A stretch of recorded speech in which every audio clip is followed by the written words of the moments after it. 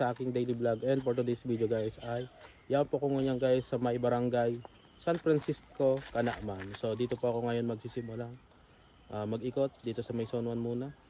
Pala, magdo-drone shot lang muna ako dito guys. So pakita ko muna sa inyo. Bali nga pala, ito pala ay singit ko lang tong video at vlog na ito, pero hindi pa to yung pinaka full video nitong sa San Francisco kasi babalik pa ako dito. Pala hindi pala masyado ako mag-iikot dito. Ay ang gagawin ko lang pala dito guys ay pupuntahan ko lang guys yung mga something interesting na lugar na yung dito kapansin-pansin. So dito tayo guys pupunta guys. So, wait lang. So paikot ko lang. Yung una nating rutang pupunta yung papunta doon. So Ayo pa. So magdo-drone shot tayo diyan siguro guys yung simula dito hanggang doon, papunta doon. Doon niya ay di ko alam tawag diyan, Bicol River ba yan?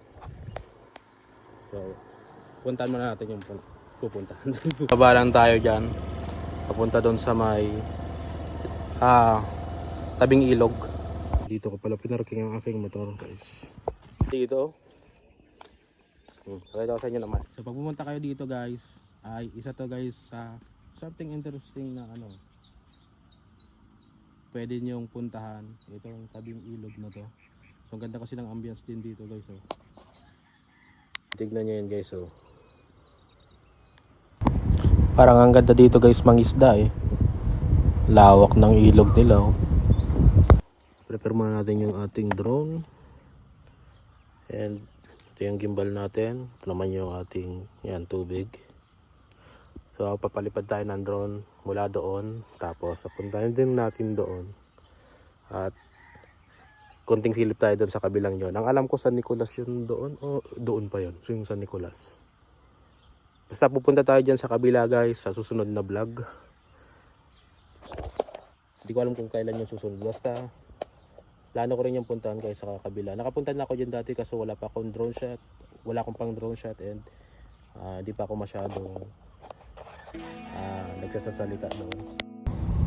So yung bali guys, ayan, hawak ko na ngayon dito yung drone at papaliparin na natin ito. So yun nga pala guys, bago ko pala yan guys pinapalipad guys ay kinakalibrate ko muna yan. Yan ang isa sa pinaka-importanting gawin kapag meron kang drone. At yun rin nga pala guys, i-promote ko na rin guys yung aking YouTube channel. So meron po akong YouTube channel guys, ang pangalan po ay Sunny Vlog.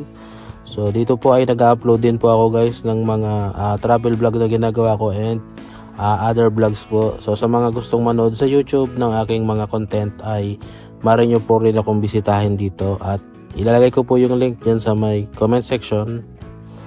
At o kaya lagay ko na lang pala dyan sa may description. So ayan.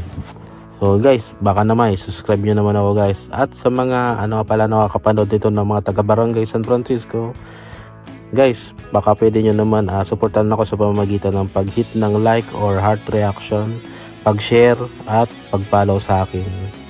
So malaking tulong po yan guys. Malay nyo guys kapag lumago yung ating dahil taga Canaaman din lang ako, makagawa rin tayo ng mga charity vlog dito sa may Canaaman.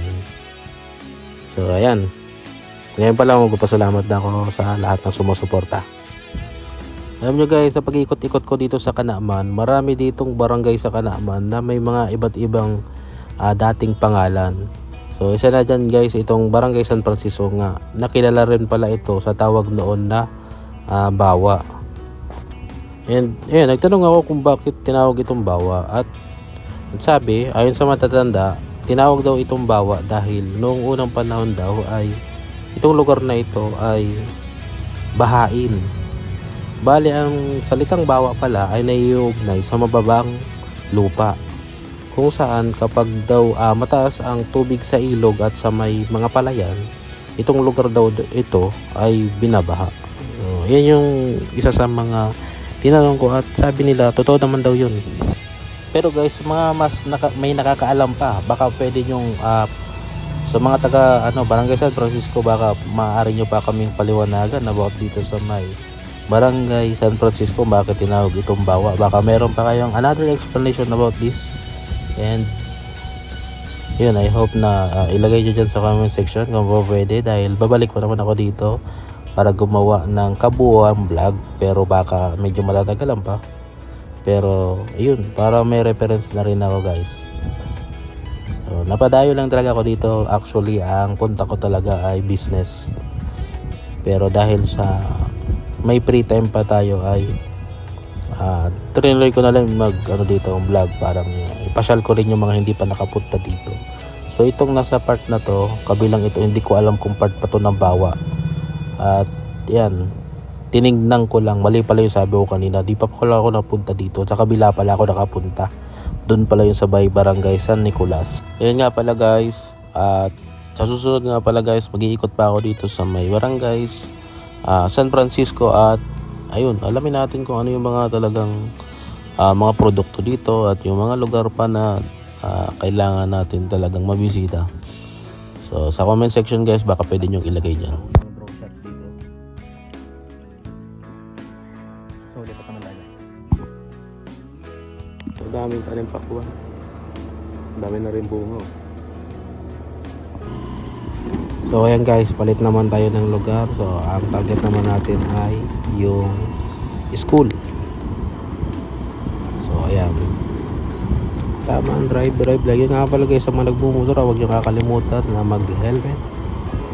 And ayan, ingat sa biyahe palagi. Grabe yung kalsada dito, ganda oh. Wow!